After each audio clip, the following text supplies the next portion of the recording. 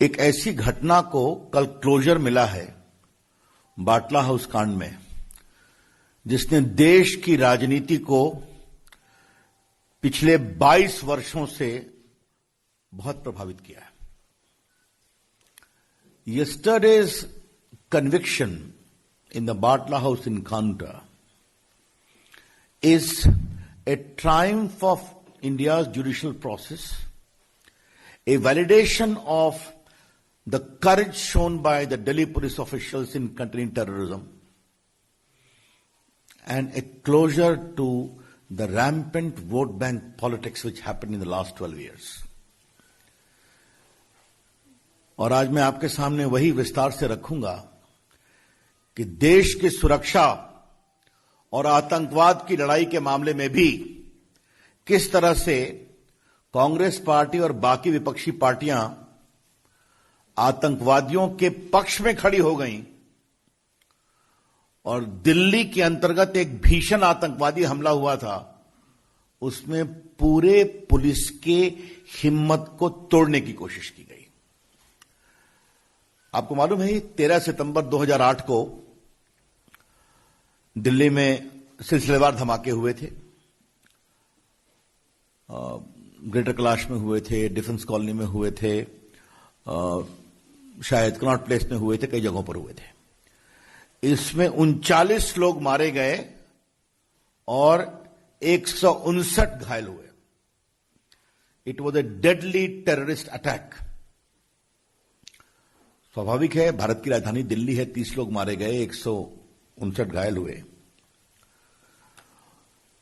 जब दिल्ली पुलिस को मालूम हुआ कि इसमें इंडियन मुजाहिदीन के लोगों ने यह काम किया है, तो उनको तलाश में लगे हुए थे और उनको मालूम हुआ कि जामिया नगर के पास बाटला हाउस में वो छुपे हुए हैं, तो पुलिस प्लेन ड्रेस में वहां कार्रवाई करने गई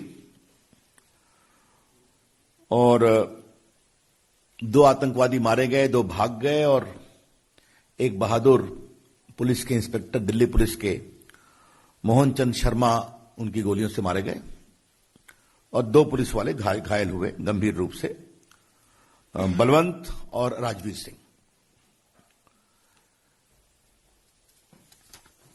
अब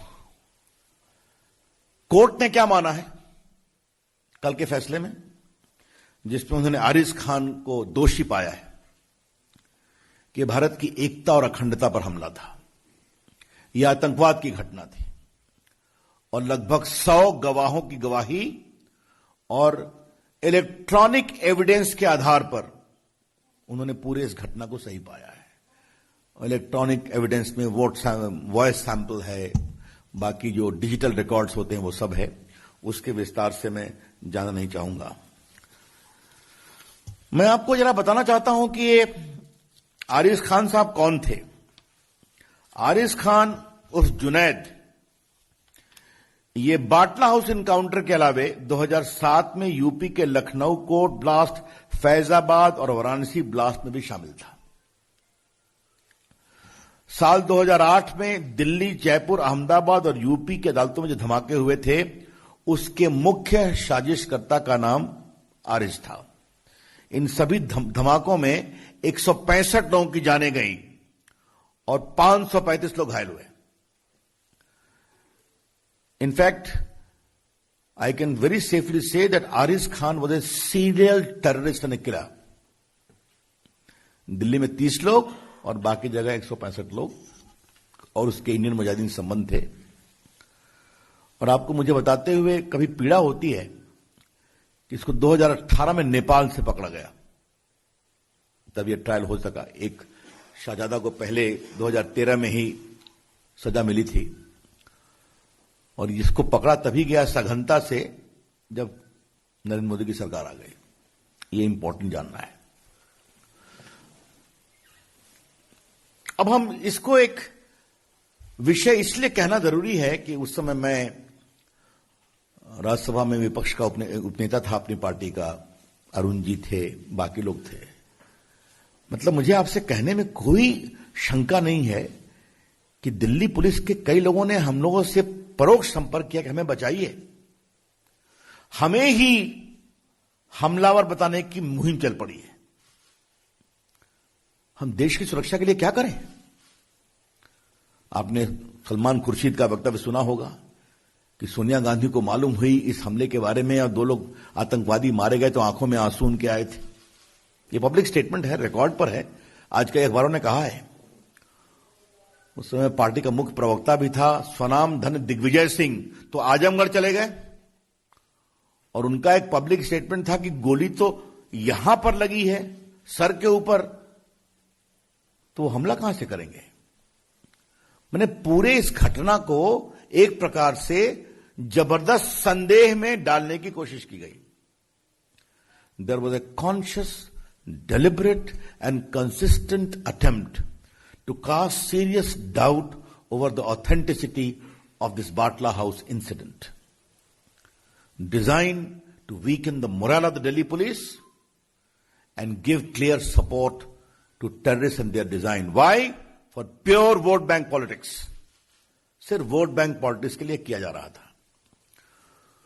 मुझे याद है मैंने दिल्ली के बीजेपी दफ्तर में एक बड़ा प्रेस कॉन्फ्रेंस किया था। उस समय 11 अशोक रोड हुआ करता था। अगर आप लोगों ने पुराने रिकॉर्ड को देखेंगे तो मैंने कहा, सोनिया जी, मुझे आपसे एक सवाल पूछना है कि आपकी सरकार जिसकी आप चेयरपर्सन हैं, वो मोहन चंद शर्मा जी को अशोक चक्र की घोषणा देती है जो 2009 में दिया गया, और आपके महामंत्री जनरल सेक्रेटरी श्रीमान दिग्विजय सिंह आजमगढ़ के जाकर के इस पर सवाल उठा रहे हैं। आपका क्या स्टैंड है? और मैंने 2 दिन लगातार सोनिया जी से सवाल पूछा। वो इतनी एम्बैरेस्ड हुई कि शायद मजबूरी में, देश के दबाव में दिग्विजय सिंह को कुछ क्लैरिफिकेशन देना पड़ा। आपको मैं एक स्टेटमेंट और पढ़ाना चाहता हूं। ये तो बहुत ही जोरदार स्टेटमेंट है।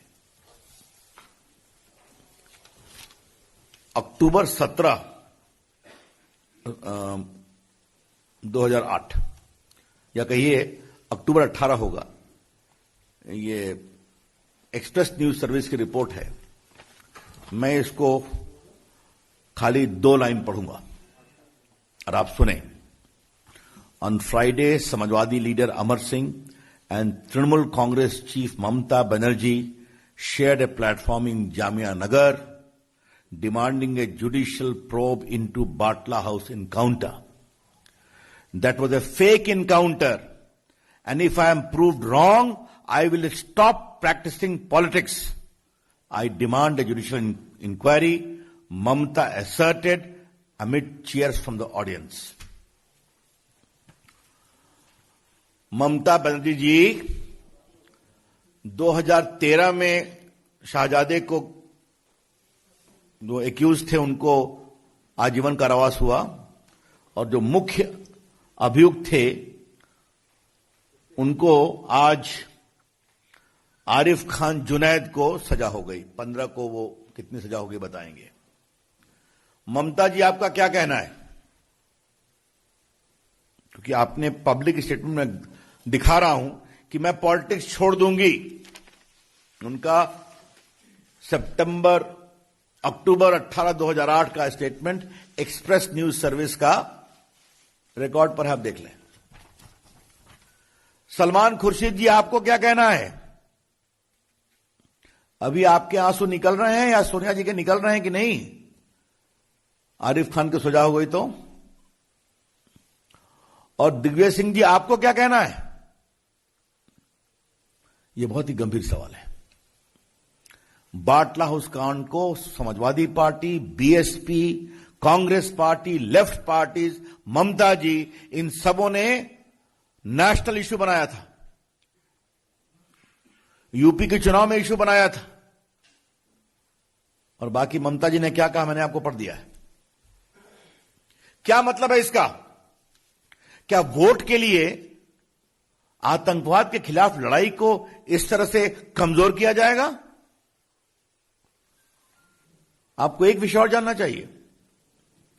ह्यूमन राइट कमीशन गए, वहां ह्यूमन राइट ने दिल्ली पुलिस की कार्रवाई को सही पाया। फिर इन लोगों ने दिल्ली हाईकोर्ट में चैलेंज किया, दिल्ली हाईकोर्ट ने भी सही पाया। फिर लोग सुप्रीम कोर्ट भी गए, सुप्रीम कोर्ट ने भी डिसमिस किया। क्या हो रहा था? एक ऐसा आतंकी जो अपने नेटवर्क से 165 लोगों की हत्या में शामिल है। दिल्ली में 30 लोग मारे गए, 100 से अधिक लोग घायल हुए। इसकी कोई इज्जत नहीं है क्या? यह है बड़े सवाल। इसलिए हां, अच्छा किया पात्रा जी ने, केजरीवाल जी भी शामिल थे इसमें, मैं भूल ही गया। उनकी आवाज तो सामान्यतः कभी कमजोर नहीं होती ऐसे मामलों में। उन्होंने भी डिमांड किया था कि फेक इनकाउंटर है, और यह सब वोट बैंक पॉलिटिक्स के लिए हो रहा था। आज जब देश की न्यायिक प्रक्रिया के द्वारा एक बहुत बड़े आतंकवादी को यह बड़ी सजा मिली है, 100 से अधिक गवाही के आधार पर, साइंटिफिक एविडेंस के आधार पर, मेडिकल एविडेंस के आधार पर, तो क्या यह पार्टियां माफी मांगेंगी? हम डिमांड कर रहे हैं, ममता जी, आज आप एक मुख्यमंत्री हैं, 1-1.5 महीने में क्या होगा देश जानता है आपका। क्या आप माफी मांगेंगी? Sonia Gandhi ji, will you apologise? आपके पार्टी के नेताओं ने क्या क्या कैंपेन नहीं किया था कि आपके आंसू निकल गए थे? क्या आप माफी मांगेंगी? और बाकी चाहे वो सपा हो या बसपा हो, हम उनके बारे में भी कहना चाहेंगे। हां, केजरीवाल जी से ही पूछेंगे कि आपने भी कहा था, क्या देश के ऊपर आतंकवादी मामले में हम एक स्वर में नहीं बोल सकते क्या? क्या यह सच्चाई नहीं है कि देश में आतंकवाद की जहरें बहुत गहरी हैं, सरहद के पार से हैं? मैं एक बात आज बहुत गंभीरता से पार्टी के फोरम से मांग कर रहा हूं। इन पूरे अभियान से दिल्ली पुलिस के हौसले में कितनी कमजोरी हुई आतंकवाद से निपटने में, इसकी जांच होनी चाहिए, और जांच होकर के देश के सामने बताना चाहिए। हमको मालूम है उस समय दिल्ली पुलिस कितनी घबराई हुई थी।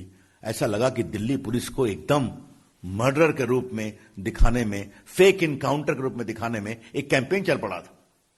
हम जानते हैं उस समय हम लोगों ने सदन में उठाया था।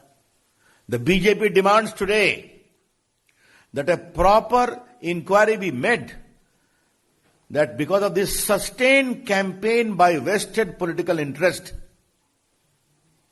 purely for vote bank politics, what was the impact on the morale of Delhi police in the fight against terrorism?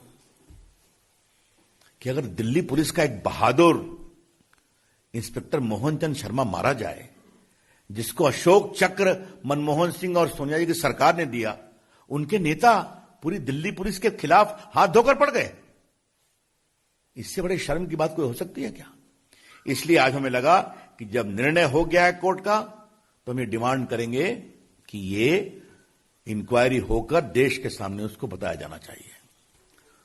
और पीड़ा की बात यह है कि एनएचआरसी की inquiry report, Delhi high court का dismissal validating the encounter, supreme court के डिसमिसल के बाद भी यह कार्रवाई चलती रही आज तक। तो ये वोट बैंक क्या होता है, इसकी एक बहुत ही शर्मिंदगी भरा ये प्रकरण था। तो मुझे लगा कि अब लोग पूछते हैं कि आपके समय में उनमें अंतर क्या है? आतंकवादी घटना कभी भी हो गलत है, निर्दोष लोग मारे जाए कभी भी हो गलत है, लेकिन एक अंतर है, वहां मुंबई हुआ, दिल्ली हुआ, बाकी हुआ। हमारे यहां कोशिश होती है तो सेना को और पुलिस को छूट है और वो प्रिएम्प्टिव तरीके से कार्रवाई कर देते हैं। अब उसका डिटेल मुझे बताने की जरूरत नहीं है। और कभी सरहद पर खुराफात करते हैं तो उरी का जवाब भी होता है और बालाकोट भी होता है, ताकि उनके हौसले कमजोर होते हैं। यह है अंतर। People who ask questions as to what is the difference you have been able to make in the Narendra Modi government, the reply is very simple. Terrorism any day is something to be condemned about. The nation needs to speak in one voice. But the difference is, then Mumbai happened, Delhi happened. Today, if they try, the police is given freedom to undertake preemptive strike. And their conspiracy and their cells are contained. And if they do something, then Uri is the response and Balakot is the response. to break their complete backbone. That is the basic difference. तो मित्रों, मुझे अपनी ओर से यही महत्वपूर्ण बातें कहनी थी और मैंने इसमें सारी बात फैक्चुअली कही है. कई चीजों को मैं स्वयं सदन में उठाता रहा हूं. तो आज कांग्रेस को जवाब देने का समय है. आज वोट बैंक की सियासत करने वालों के जवाब देने का समय है. आज उनके माफी मांगने का समय है. और आज के दिन दिल्ली पुलिस को किसने कमजोर करने की कोशिश की, उनके हौसले को, उसकी जांच करके उस जांच की रिपोर्ट को देश के सामने लाने की जरूरत है. आज के दिन मैं शहीद मोहनचंद शर्मा के बलिदान पर उनको विनम्र प्रणाम करता हूं. उनके पूरे परिवार के जज्बे को सलाम करता हूं. और जिस दिल्ली पुलिस के जवानों ने बाटला हाउस में संघर्ष किया और बहुत बड़े आतंकवाद से देश को बचाने की कोशिश की, उनके साहस को भी अभिनंदन करता हूं. धन्यवाद.